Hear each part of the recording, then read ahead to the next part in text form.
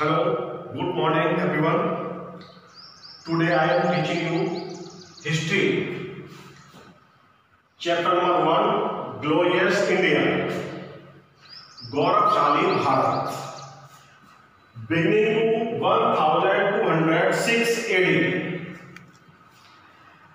History में AD और BC का एक बहुत बड़ा इंपॉर्टेंट रोल होता है. AD and BC. एडी और बीसी. बीसी को माना जाता है बिफोर क्राइस्ट और एडी आफ्टर क्राइस्ट.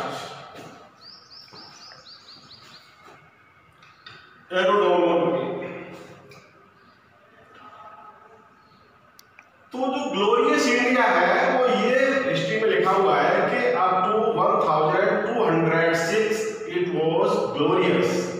तो क्या भारत 1206 तक ही ग्लोरियस था, गौरवशाली था, और उसके बाद क्यों नहीं?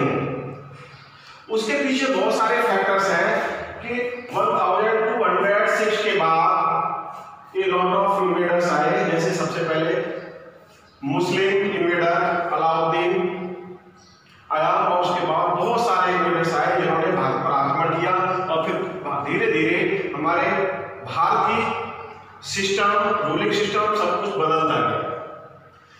तो जो हमारी अब बिगनिंग है वो है कि why was India called glorious. Bharat गौरवशाली क्यों था उस समय में, एंशिएंट पीरियड में. तो उसके लिए नंबर 1 में आपको टॉपिक पे समझाऊंगा, बाकी तो बहुत लेंथी है. शॉर्ट में वर्ल्ड गुरु. एंशिएंट पीरियड में भी भारत विश्व गुरु कहलाता था, वर्ल्ड टीचर. क्यों कहलाता था? बिकॉज उसी समय वेदास वर रिटन. ऋग्वेद, यजुर्वेद, अथर्ववेद, सामवेद सभी वेदास उस प्राचीन काल में लिखे गए थे. इसलिए Vedas were known as world knowledge dictionary. जो वेद है उनको विश्व ज्ञान का शब्दकोश कहा गया है. अर्थात वेद, जो 4 वेद हैं उनमें हमारे देश के लिए नहीं पूरे वर्ल्ड का उसमें जानकारी प्राप्त होती है कि कैसे कैसे ज्ञान की प्राप्ति हुई, कैसे क्या. सेकंड पॉइंट आता है गोल्डन बर्ड. भारत को, इंडिया को गोल्डन बर्ड कहा जाता था एंशिएंट पीरियड में. सोने की चिड़िया. तो गोल्डन बर्ड क्यों कहा जाता था? Because iron was widely used in the eastern UP and Bihar and other precious metals also that time discovered and Indians were using them. ये जो precious metals हैं, iron is the backbone of our machinery और industry. जो iron आज हमारी industry की backbone कहलाती है, वो आज नहीं 1206 AD से पहले इंडिया में उसका प्रोडक्शन था और उसका यूटिलाइजेशन होता था. 1206 AD से पहले. इसलिए भारत गोल्डन बर्ड था. फिर हमारी जो आइडियोलॉजी रही है वो आइडियोलॉजी हमारी ऐसी रही है कि भारत ने हमेशा सभी को वसुधैव कुटुंबकम कहा है. अर्थात the whole world is our family. पूरे विश्व को एक परिवार के रूप में मानता है. ऐसी हमारी आइडियोलॉजी है. सर्वे भवन्तु सुखिनः सर्वे सन्तु निरामयाः. अर्थात हमारी जो आइडियोलॉजी रही है, हमारे वेदों में रहा है, उसमें ये लिखा गया है कि सभी सुखी हो, सभी निरोगी हो. हम अपनी खुद की नहीं, हम पूरे वर्ल्ड की होप करते हैं कि पूरा वर्ल्ड सुखी हो, पूरा वर्ल्ड निरोगी हो. इसलिए भारत ग्लोरियस था. फिर नेवल पावर. हमारी जो कंट्री की जो नेवल पावर थी एंशिएंट पीरियड में वो बहुत ही स्ट्रांग थी. क्योंकि उस टाइम भी जो लार्ज एंड पावरफुल शिप थे वो ट्रेवल करते थे कहां का? ट्रेड के लिए. Myanmar, Syria, Indonesia, Malaysia, Australia, Japan, Korea, Philippines, a lot of countries by Sindhu river और सिंधु रिवर उस समय इतना नेवल पावर स्ट्रॉन्ग था सिंधु रिवर में, उससे बहुत सारे कंट्रीज तक हमारे देश का ट्रेड होता था, व्यापार होता था, और ट्रेड से हमारा रिलेशन एक कंट्री से दूसरी कंट्री के साथ स्ट्रॉन्ग होते हैं। ऑस्ट्रेलिया जैसे ऑस्ट्रेलिया कंटिनेंट है, जापान, वहां तक हमारा ट्रेड होता था एशियन पीरियड में। फिर नेक्स्ट आता है, ये तो मैंने आपको बताया कि हमारा जो कंट्री है इंडिया वो ग्लोरियस कैसे था। तो ग्लोरियस को गौरवशाली होने के पीछे ये 4-5 मैंने 5 के लिए आपको फैक्टर्स बताए हैं।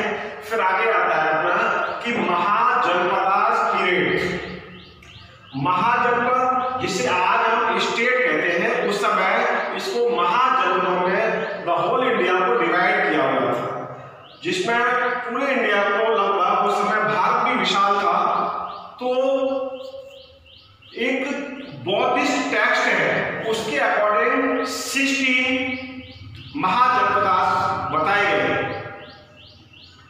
कि जो महाजनपदा पीरियड था कि have been famous in the form of various ideas for republic and constitutional system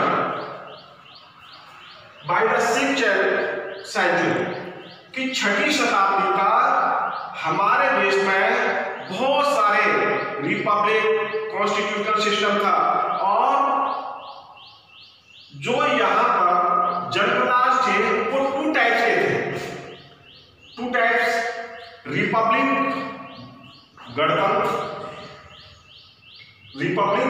गणतंत्र था, और दूसरे थे इंडिपेंडेंट, जिसे हम मोनार्की कहते हैं, अर्थात मोनार्की का मीनिंग होता है राजतंत्र। तो कुछ तो ऐसे स्टेट थे जहां पर राजा अपना शासन करते थे, और उसमें भी कुछ स्टेट्स ऐसे थे जहां पर आज जैसी डेमोक्रेसी तो नहीं थी, लेकिन रिपब्लिक था। उस समय वहां असेंबली होती थी, और उसके अंदर जो उनके मेंबर होते थे वो बहुत सारे सब्जेक्ट को डिसाइड करके और उसको सेटल करते थे। और फिर भी यदि किसी टॉपिक पर उनकी आपस में कंट्रोवर्सी होती थी तो उसको बाई कास्टिंग वोट कास्ट करने के बाद, अर्थात मतदान के बाद, उस विषय को, उस विवाद को सुलझाया जाता है। उसी पीरियड में बहुत सारा हमारा डेवलपमेंट हुआ, कि development of agriculture, industry, trade, commerce, ये सब बहुत फल फूल रहे थे उस समय। फिर जब 6th सेंचुरी तक जो स्मॉल डिस्ट्रिक्ट थे इंडिया के अंदर, आज जिसे हम जिला कहते हैं, जनपद कहते हैं, वो छोटे छोटे जो स्मॉल जो जनस थे, वो स्मॉल डिस्ट्रिक्ट थे, वो धीरे धीरे डेवलप हुए, और डेवलप होने के बाद फिर उनको महाजनपदास का उन्होंने फॉर्म ले लिया।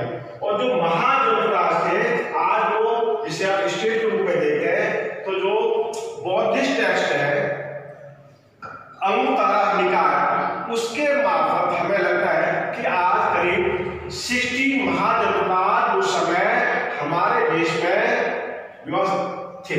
60 महाजनपद थे।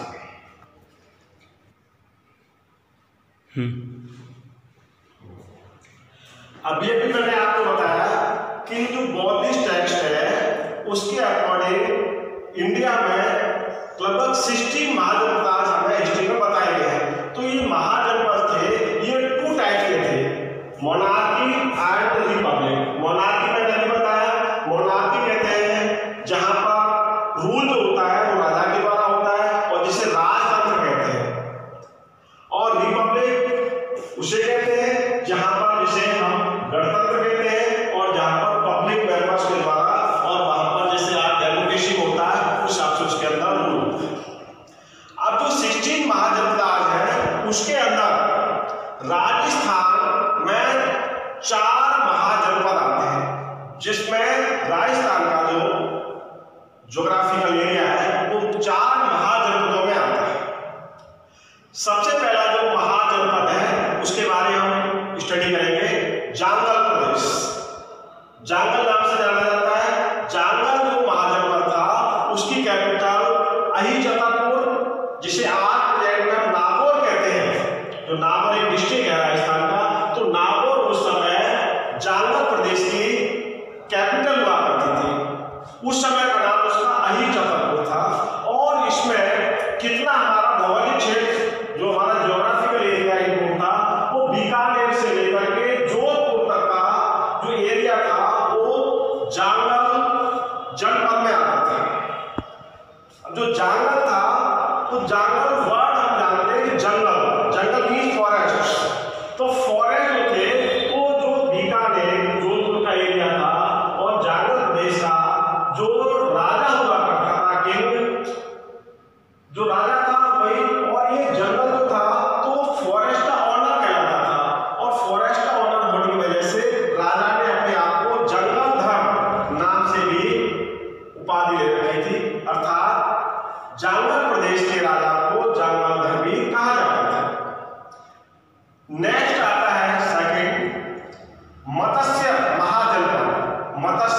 मत्स्य जो हिंदी वर्ड है हम सभी जानते हैं, फिश होता है जिसे मछली कहते हैं, अर्थात जो मत्स्य महाजनपद था उसकी कैपिटल विराटनगर, जिसे बैराट कहते हैं, हुआ करती थी। और इसमें जो ज्योग्राफिकल एरिया था वो जयपुर, भरतपुर, अलवर, ये करीब 3 डिस्ट्रिक्ट जो आज है इसमें ये इंक्लूड थे। फिर नेक्स्ट हमारा थर्ड महाजनपद आता है, जिसे सूरसेन जिसे ब्रजांचल भी कहते हैं, ब्रिज भी कहते हैं, इसलिए इसकी कैपिटल मथुरा हुआ करती थी। मथुरा आज उत्तर प्रदेश में है।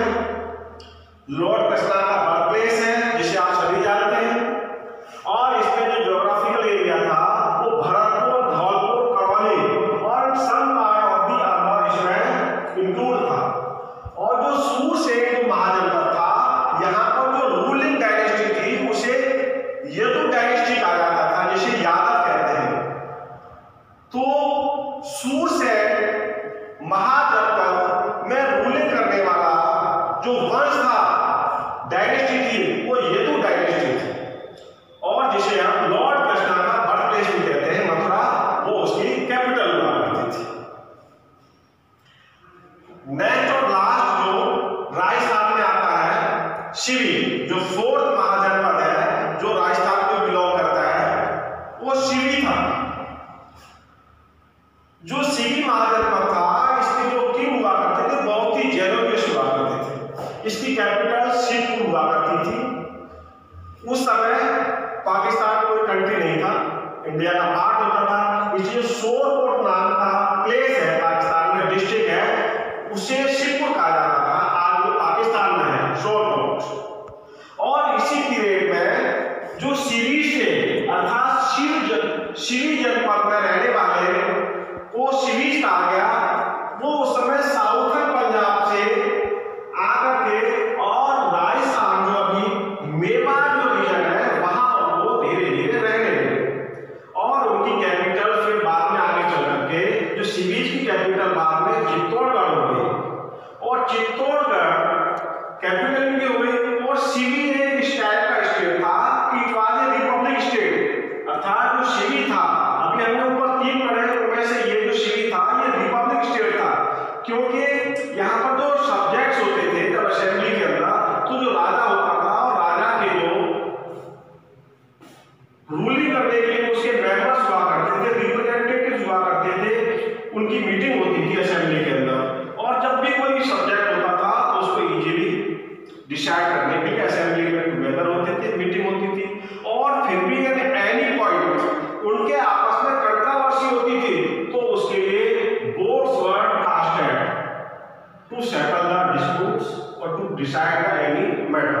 तो उस समय भी रिपब्लिक होने की वजह से जो शिवी नाम का महाजनपद था वहां पर वोट भी होते थे, अर्थात मतदान भी होता था, जो क्या है प्रेजेंट में जो हमारे देश के अंदर जो प्रोसेस चल रही है, किसी को भी प्रेसिडेंट बनाने के लिए इलेक्शन होता है, तो उस समय भी एंशिएंट पीरियड में भी इंडिया के अंदर शिवी नाम के महाजनपद में मतदान भी हुआ करता था।